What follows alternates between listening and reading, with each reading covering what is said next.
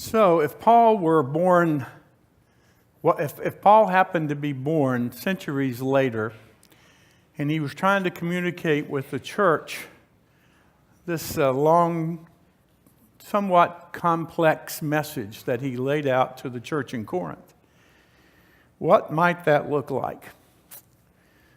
An Episcopal priest friend of mine tipped me off to this ad, and I should say up front, no, I don't have stock in any car company.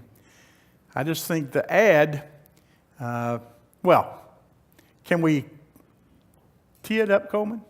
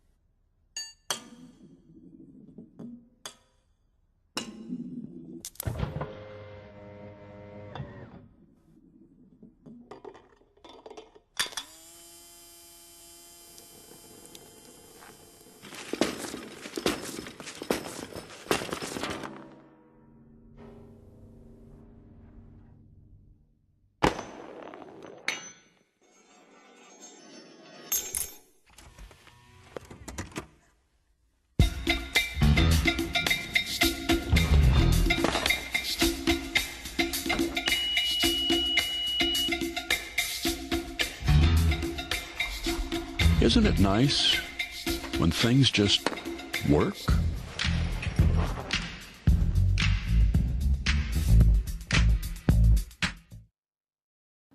No, I don't have stock in Honda. Of course, you do know that if we're talking about how individual parts come together for the whole, all of us sitting here knows that any one of those parts you saw, if something goes wrong, it will start at $600.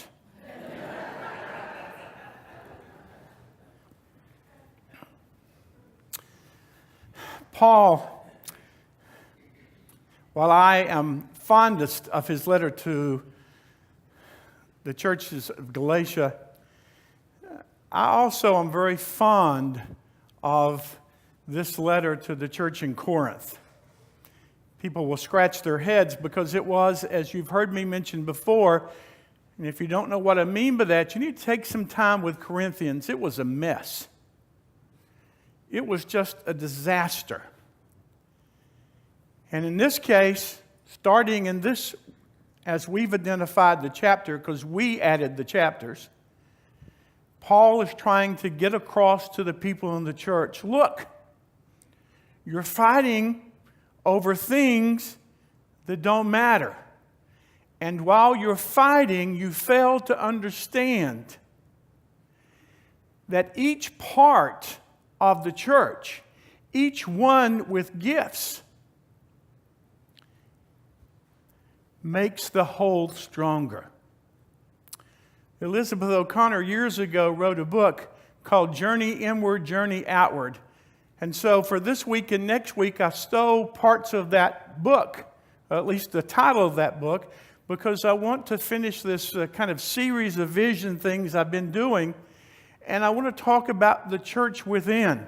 How do we take care of the body? Because now if we wanted to run all kinds of ads, there's lots of ads about taking care of your body. How to get better brain function. How you ought to go out and get your doctor to prescribe this because it's going to help you with fill in the blanks.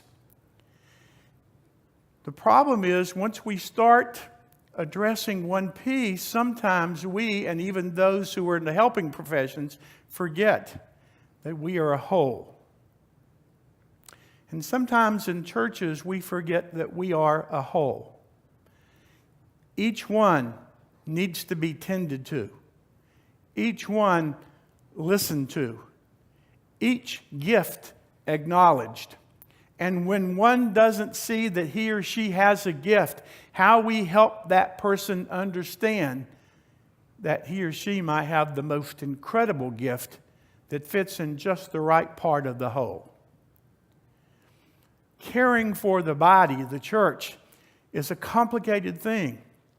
And yet, as we talk about mission and ministry, we need to take care of the inward parts so that we are better able to spread the good news beyond the walls.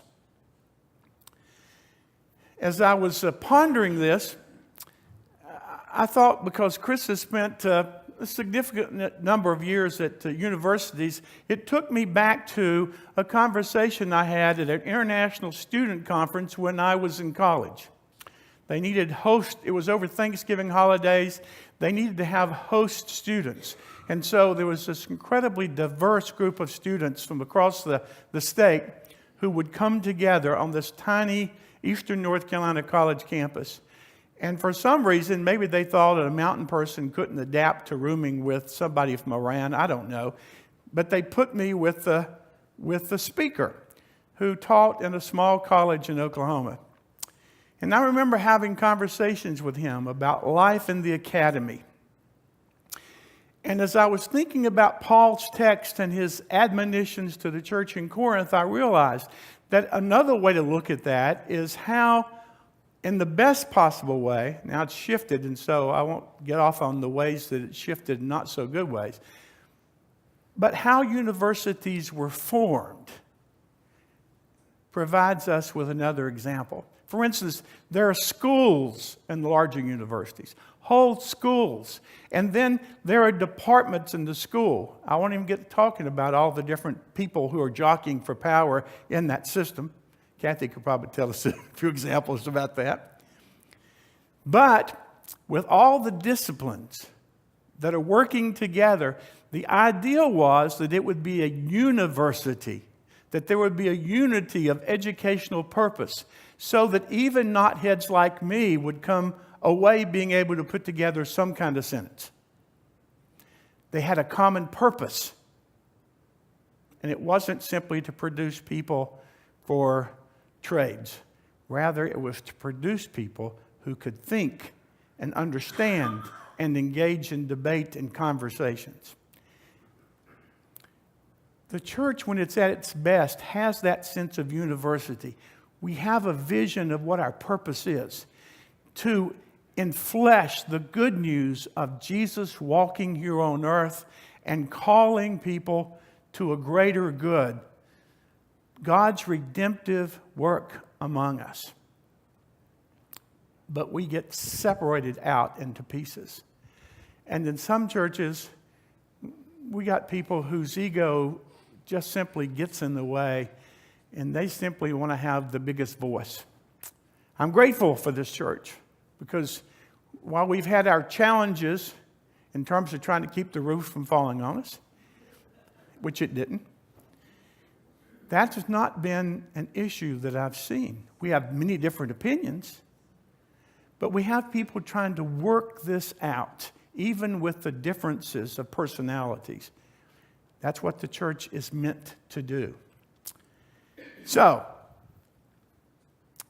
as I ask myself the question, where do we get the glue, if you will? Where's the stuff that holds us to the truths and the covenant to which we're committed? Where do we find that common place where egos drift away and debates about who's got the best gift disappear, and we understand ourselves to be just the people of God, the whole people of God, the healthy body? For me, it has most often come throughout my ministry right here. Baptism is important because it brings forth the idea of covenant. Whether you are a child who's going to later be confirmed or whether you were baptized as an adult, that's important. It brings you into that place of covenant, God's grace in covenant with each other. But what sustains our spiritual life together? Where are the truths of Christ, those moments of grace that dawn upon us and bring forth our best? And it happens so often for me at table that we are called by the living one to gather together around the table and remember that Jesus not only lived among us, but Jesus also died, and there is hope in that death that we call Easter. It is a place where the table, intimacy, is so dear. And when I thought of that, I couldn't help but think of a story. I know you get used to my stories after a while. Had a member of the church in Dallas, interesting guy. We didn't have a great deal of diversity in the congregation. But whoever came up and was the first, while I was there, he was the first really active African American there. Had a great appreciation for that because I always felt what he must have felt being so outstanding. We talked a number of times about what that looked like because he drove past several prominent African American churches with so much better preachers than skills than I possess. As that intimacy developed, and he knew everybody in East Dallas because he'd actually been a short order cook at a bad steakhouse forever. But he could make a bad steak taste better than some expensive places make good steaks. He also ran his own karate school, and he grew up way out in West Texas. Had this little bony mom. He began telling me the story about how important the table was for him in terms of we did communion every Sunday. And the story began to unfold, and I sat there with my mouth open. Early in life, he had two brothers, and one of them was hot-headed. There was some kind of struggle on a Saturday night, and there were a number of people involved, but one person pulled the trigger and killed his brother. He was sentenced to substantial time in prison, but of course, Texas is like a lot of states. If it's black on black crime, it's not much of a crime. So one day he received the call, as did his brother, to come up to his mom's in the morning. And when he got there, the man who had killed his brother was standing in her kitchen. His mother looked at the two of them and said, "So-and-so has just been released from prison, and he's come here today because he's had a change of heart, a change of life. And he came to say he was sorry for taking the life of my child. And he's come seeking to be reconciled." I would very much like it if the two of you would join me and him. I'm going to cook breakfast. I was astounded. I don't know if somebody killed my daughter, if when they got out of jail I could cook breakfast for them at the table. What I didn't know then, and found out at her funeral later, by the way, was the day he was sentenced, she had gone to his mom, the man who had killed her son, and coveted with his mom, and they began writing letters to him in prison, letting him know that he was being prayed for and cared about. So his mother confronted him in a good kind of way, inviting him to breakfast, and he said, "I'll see him around town. There won't be a fuss. But no, I'm not going to sit down and eat at the table with this man." Probably would have been some of my reactions. Maybe, since many of you are better Christian than I am, you could have gotten over that, but it would have been hard for me. But I was astounded at the power of understanding of God's grace as manifested in this bony little woman. The power of seeing through God's eyes and opening the table that he may experience God's grace in yet a different way than he had already experienced it. She had different gifts. She had different eyes. She had a different vision. She had a different understanding than many of us who come to church have. But it was powerful. It reminded me again, and by the way, when Hoover was talking about table, he said, every Sunday morning when I come to the table, and his mom had died by that point, every Sunday morning when I come to the table, I think of my mom and God's grace and God's love for everybody. My last Sunday there, I got him in a corner and I asked him, if you had the chance again, Hoover, would you sit at the table? And he said he wasn't sure, but he was sure working on getting there as he remembered the love of God in his mom. We're so different. We see things so differently. But there's something transformative when we come together around the table. Paul, of course, ended up chewing out the Corinthians because they missed the point altogether as they gathered for the love feast and just some hogged out before others got there. And he had to reprimand them for that. But right after this piece, this scripture, comes one of the most beautiful hymns in all of the New Testament, and it probably was a hymn that we call 1 Corinthians 13. You want to know a more excellent way Paul says? 3 gifts, they abide always: faith, hope, and love. And Paul said to the Corinthians, but the greatest of these is love.